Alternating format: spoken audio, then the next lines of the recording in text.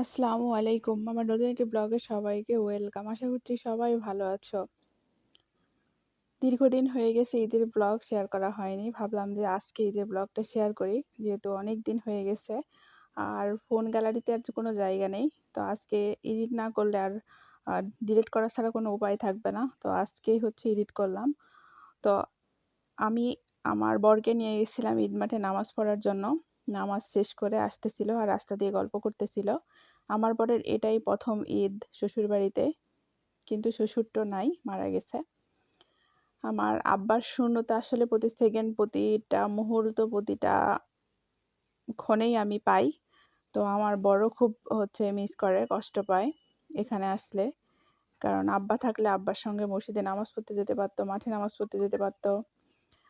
জামাই হিসেবে যে একটা আদর, সে সম্মানটা একমাত্র, যেহেতু আমার আব্বার পছন্দের জামাই, সবটা আব্বাই করতো। তো আব্বাবিহীন আসলে চলাফেরা করা খুব কঠিন হয়ে যায়। তো আমার চাচাতো ভাইয়ের ছেলের সঙ্গে ঈদ মাঠে নামাজ পড়তে গেছিল দুজন একসঙ্গে। তো আমি ওদেরকে আগায় দিয়ে ঈদ মাঠের বাইরে অপেক্ষা করতেছিলাম।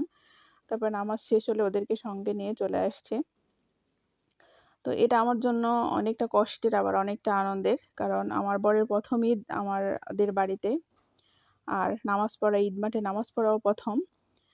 আর আব্বার সঙ্গে এরকম রেগুলার আমি যাইতাম। তো লাস্ট 3 বছর আমি আব্বার সঙ্গে ঈদ করতে পারিনি। এটা আমার জীবনে অনেক বড় একটা কষ্টের।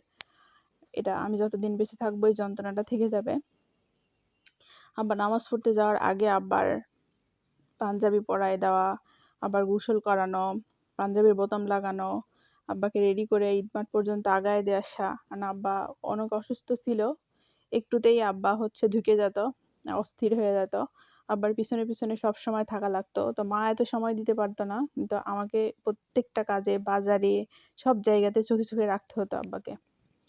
তো যে নাই, চলে গেছে ছেড়ে, সেটা প্রতিটা সেকেন্ড, প্রতিটা মুহূর্ত আমাকে মিস করায়। তো বর আর আমার চাচাতো ভাইয়ের ছেলে কথা বলতে বলতে আসতেছিল, আর আমি পিছন পিছন আসতেছিলাম আর ওদের সাথে কথা বলতেছিলাম।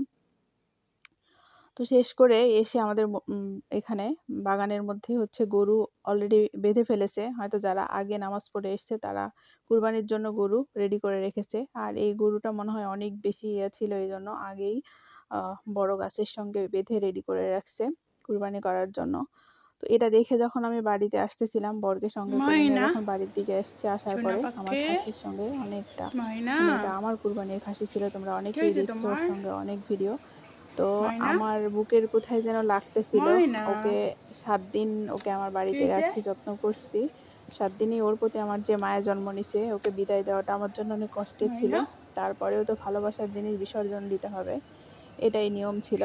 তো যাই হোক, ওকে দেওয়ার জন্য ওর সঙ্গে অনেক কথা বলতেছিলাম, আর অনেক কষ্ট হচ্ছিল। তারপরেও ওকে যেহেতু বিসর্জন দেওয়ার জন্যই এত আয়োজন, আর এটা মানতেই হবে যেহেতু আমরা মুসলমান। তো এটা আমার জন্য খুব কষ্টদায়ক ছিল। তো ওর সঙ্গে শেষবারের মতো ওকে অনেক আদর করে দিচ্ছিলাম। ওর সঙ্গে 7টা দিন অনেক দুষ্টু মিষ্টি অনেক সময় পার করছি। আর যারা আমার ভিডিও দেখো রেগুলার, তারা অনেকেই জানো যে আমার পশুর সাথে সম্পর্কটা বেশি ভালো, মানুষের সঙ্গে নয়। আমি মানুষকে ততটাই ঘৃণা করি যতটা করা দরকার। আমি এত সহজেই কোনো মানুষকে ভালোবাসতে পারি না, আর আমি বাসতে চাইও না। আমি মানুষ থেকে সবসময় দূরে থাকতে চাই। তো যাই হোক, এটাই ছিল আমার ঈদের ব্লগ। সবাই ভালো থাকবে। আল্লাহ হাফেজ।